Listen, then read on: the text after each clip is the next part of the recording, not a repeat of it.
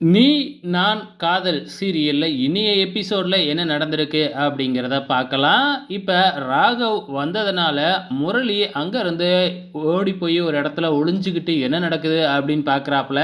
இந்த ராகவ் போவான்னு பார்த்தா போகவே மாட்டேங்கிறானே அப்படின்னு சொல்லிட்டு வந்து பார்த்தீங்கன்னா, என்ன செய்றதுன்னே தெரியாம முழிச்சுக்கிட்டு இருக்கிறாங்க.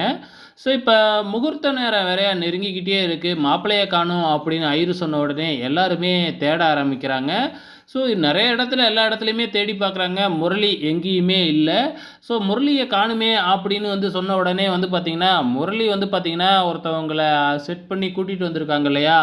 ஸோ அவங்க ராகவ் இருக்கிற வரைக்கும் அவன் வரமாட்டான் அப்படின்னு சொல்லி பிளான் பண்ணி, தாலி தவறி கீழ விழுந்ததுனாலும், தட்டு கீழ விழுந்ததுனாலயும் அவன் அபசகுனம்னு சொல்லிட்டு எங்கேயாச்சும் ஓடிட்டானோ என்னமோ அப்படின்னு சொல்லி அழுவ ஆரம்பிக்கிறாங்க. வேணும்னே ட்ராமாவ ஸ்டார்ட் பண்றாங்க.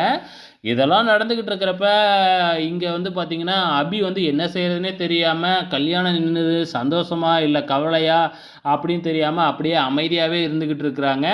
ஸோ இங்க ராகவ் இருந்துகிட்டு பேசாம போலீஸ்ல கம்ப்ளைண்ட் குடுக்கலாமா அப்படின்னு சொல்லி பார்க்குறாங்க.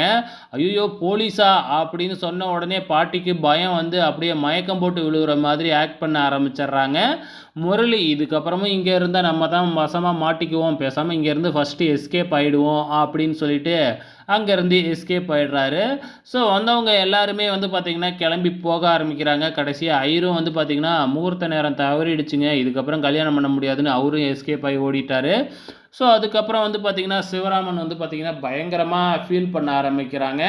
ஸோ நம்ம ராகவும் வந்து பார்த்தீங்கன்னா, அங்கேருந்து கிளம்பிட்டாரு. கிளம்புறப்பயே நம்ம ராகவுக்கு பயங்கர சந்தோஷம். ஸோ நம்ம ராகவ் வந்து பார்த்தீங்கன்னா, அபியோட இருந்த ஞாபகத்தில ரொம்பவுமே சந்தோஷப்பட்டுக்கிட்டு இருக்கிறாரு. இது ஒரு பக்கம் நடந்துகிட்டு இருக்கிறப்ப, இங்க வீட்ல வந்து பார்த்தீங்கன்னா, சிவராமன் எல்லாமே ரொம்பவுமே ஃபீல் பண்ண ஆரம்பிக்கிறாங்க.